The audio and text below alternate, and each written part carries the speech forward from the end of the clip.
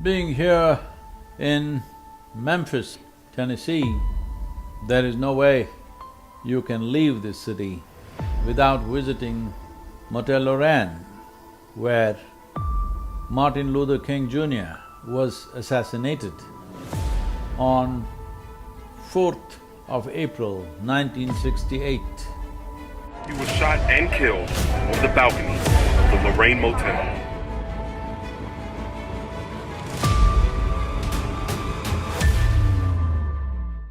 An event that sent shockwaves reverberating around the world.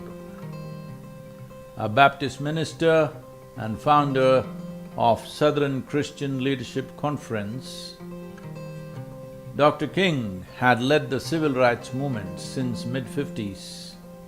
Using a combination of impassioned speeches and non-violent protests to fight segregation and achieve significant civil rights for African American people. Martin Luther King Jr., hugely inspired by Mahatma Gandhi's freedom movement in India, which was fought with the tools of non-violence, of non-cooperation, the tools of non-violent movement, the outpouring of anger and anguish and angst among the black Americans, as well as a period of national mourning that helped speed the way for an equal housing bill that would be the last significant legislative achievement of the civil rights era. The significance of Dr. King cannot be overstated because today America stands as a proud democracy among the Committee of Nations only because of the civil rights movement. Without equal rights for all human beings living in this country, this nation would not have been able to rise itself to a leadership position in the world. Civil rights movement, a key development in the evolution of the nation towards becoming a world leader. Dr. King, Martin Luther King, of the many things that he was, the most important thing is his commitment to the people. And when he saw that many black Americans were getting impatient and angry with him because they wanted to take to more confrontational mode of protests, like violent protests or armed conflict. But the wisdom behind Dr. King's non-violence is very important, as it was with Mahatma Gandhi. It is not that Mahatma Gandhi would not have chosen some other form of doing or some other form of conducting the freedom movement if he saw that possibility. He knew the forces of oppression held such power in terms of armament, how they were armed and how they were organized, that if you went for armed conflict, there would be a slaughter and innocent people would die. And once you stand up with a gun, the other person gets all the rights to commit atrocities upon you because now you're carrying a gun. So, it was profound wisdom within Mahatma Gandhi's understanding of politics, the Indian people, the culture, where it is not a militant culture, very docile culture. He saw that non-violence could become a tremendous weapon in the armory of freedom struggle.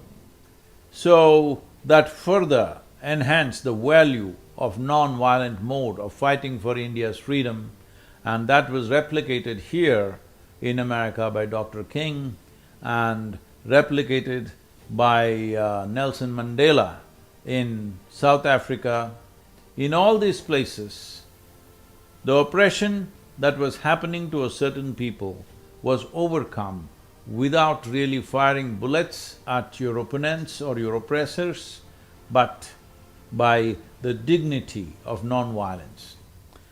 It takes much more courage to be non-violent, looking at the barrel of the gun or a bayonet or a baton that could crack your skull and still remain non-violent.